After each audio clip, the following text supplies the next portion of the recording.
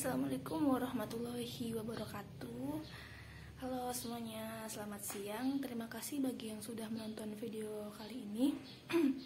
Kami dari kelompok 7 yang beranggotakan 2 orang. Saya sendiri selaku moderator, nama saya Amalia Salsabila, dan satu lagi teman saya selaku pemateri, namanya Sukro Nasrullah.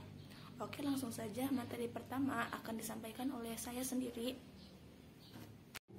Nah, pada video kali ini saya dan rekan saya akan menjelaskan tentang dana pensiun dan program pensiun. Mungkin bagi yang nonton video kali ini sudah mengetahui apa sih dana pensiun, apa sih program pensiun kayak gitu. Nah, pada kali ini saya bertujuan untuk memperdalam pengetahuan kalian mengenai dana dan program pensiun sesuai dengan materi pada mata kuliah aktuaria. Dana pensiun merupakan suatu badan hukum yang mengelola dan menjalankan manfaat pensiun yang didirikan secara terpisah oleh perusahaan dengan mencadangkan dana untuk mengelola dana pensiun guna menjamin kesinambungan penghasilan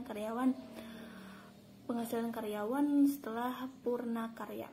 Nah, pada prinsipnya dana pensiun merupakan suatu alternatif untuk memberikan manfaat kepada karyawan untuk memperkecil atau mengurangi risiko-risiko yang bisa dihadapi di masa yang akan datang, seperti risiko kehilangan pekerjaan, lanjut usia, kecelakaan yang mengakibatkan cacat tubuh atau meninggal dunia.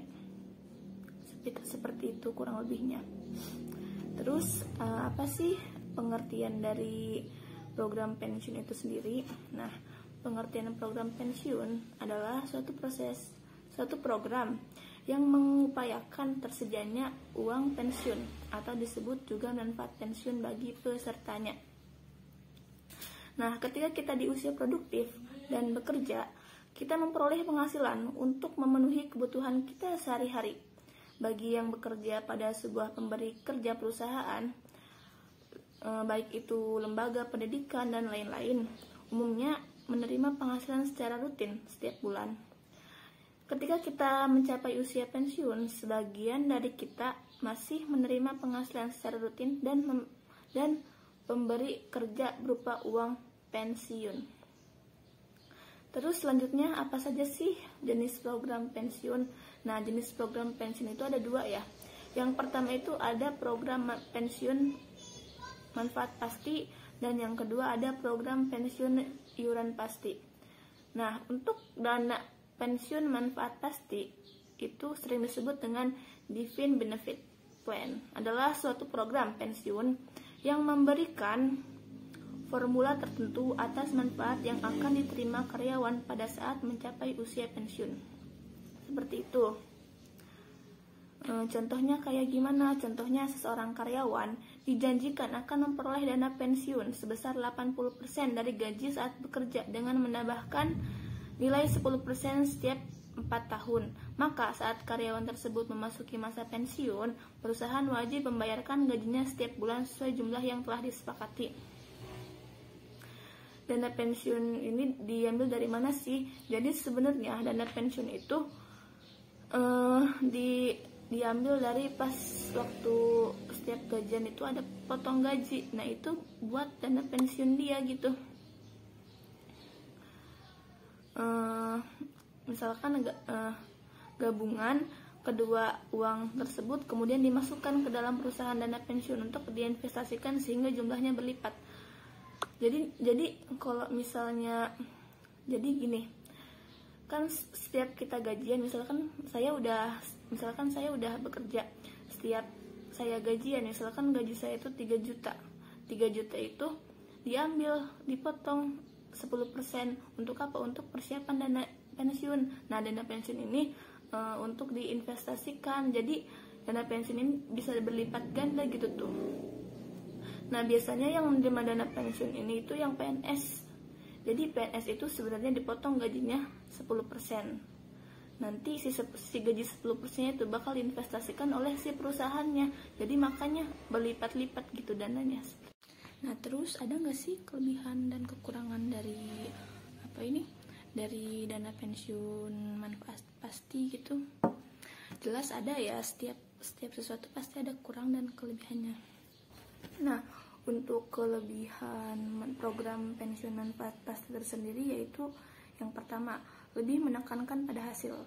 Yang kedua, manfaat pensiun ditentukan terlebih dahulu mengingat manfaat dikaitkan dengan gaji karyawan.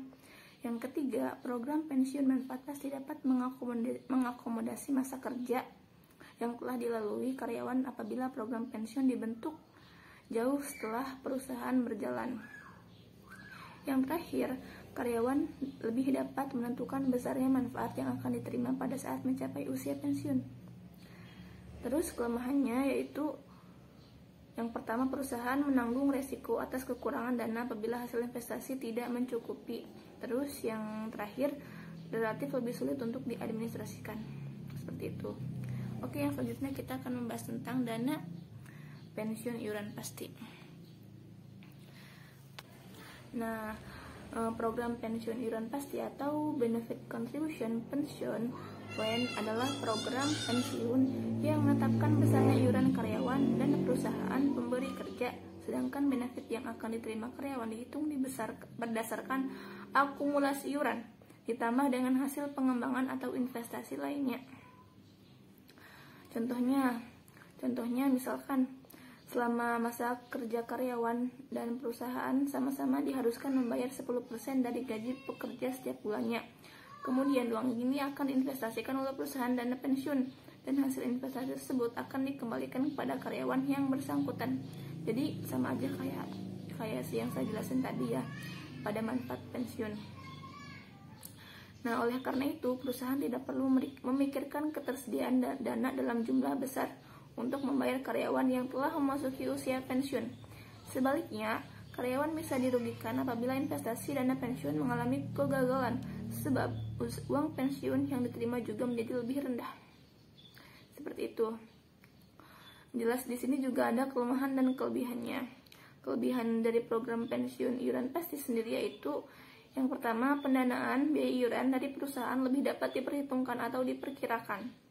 Yang kedua, karyawan dapat memperhitungkan besarnya iuran yang dilakukan setiap tahunnya. Yang terakhir, lebih mudah untuk diadministrasikan. Untuk kelemahan program pensiun iuran pasti tersendiri yaitu yang pertama, penghasilan pada saat mencapai usia pensiun lebih sulit untuk diperkirakan. Yang selanjutnya, karyawan menanggung risiko atas ketidakpastian masa kerja yang telah dilalui karyawan. Seperti itu. Kita lanjut ke poin nomor 3.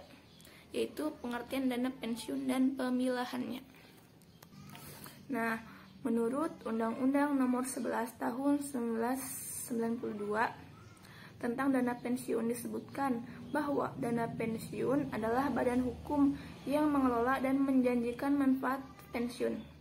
Dari definisi di atas dapat ditarik kesimpulan bahwa dana pensiun merupakan lembaga atau badan hukum yang mengelola program pensiun yang dimaksudkan untuk memberikan kesejahteraan kepada karyawan suatu perusahaan, terutama yang telah pensiun. Penyelenggaraan program pensiun tersebut dapat dilakukan oleh pemberi kerja atau diserahkan kepada lembaga-lembaga keuangan yang menawarkan jasa pengelolaan program pensiun, misalnya bank-bank umum atau perusahaan asuransi jiwa lainnya. Selanjutnya mengenai dana pensiun di Indonesia dan aturan yang melandasinya. Undang-Undang Presiden Republik Indonesia Nomor 11 Tahun 1992 tentang dana pensiun.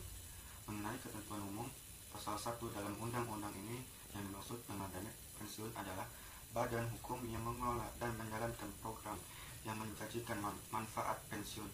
Kedua, dana pensiun pemberi kerja adalah dana pensiun yang dibentuk oleh orang atau badan yang mempekerjakan karyawan selaku pendiri untuk menyelenggarakan program pensiun manfaat pasti atau program pensiun iuran pasti bagi kepentingan sebagian atau seluruh karyawannya sebagai peserta, dan yang menimbulkan kewajiban terhadap pemberi kerja.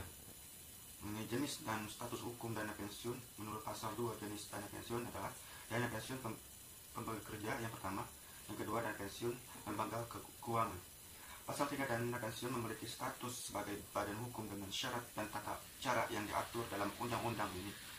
Pasal 4, setiap pihak yang dengan atau tanpa iuran mengelola dan mengerjakan program yang menjadikan sejumlah uang yang pembayarannya dikaitkan dengan pencapaian usia tertentu wajib terlebih dahulu memperoleh pengesahan menteri berdasarkan undang-undang ini, kecuali apabila program yang menjadikan dimaksud didasarkan pada undang-undang itu sendiri.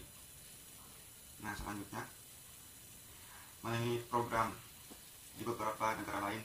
Di beberapa negara program pensiun ada yang bersifat wajib dan ada yang tidak. Pada beberapa negara maju seperti Inggris, Kanada, dan Amerika Serikat, program pensiun merupakan yang bersifat sukarela. Meski demikian, di negara-negara tersebut program pensiun merupakan program tambahan selain dari program wajib yang sebelumnya telah disediakan oleh negara.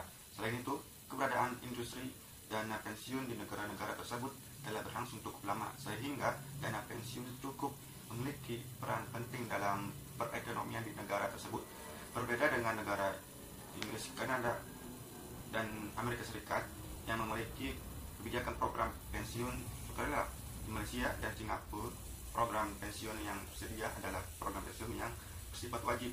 Nah, negara tersebut merupakan program nasional di mana perusahaan dan pekerja diwajibkan untuk mengiur setiap bulannya dengan besaran iuran yang telah ditentukan.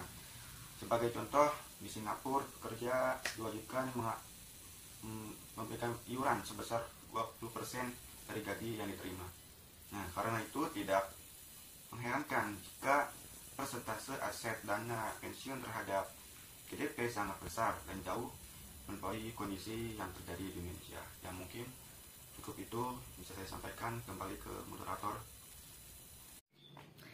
Baik teman-teman, akhirnya kita berada di penghujung acara. Sekian pemaparan dari kelompok 7, kurang lebihnya mohon maaf. Wassalamualaikum warahmatullahi wabarakatuh. Terima kasih.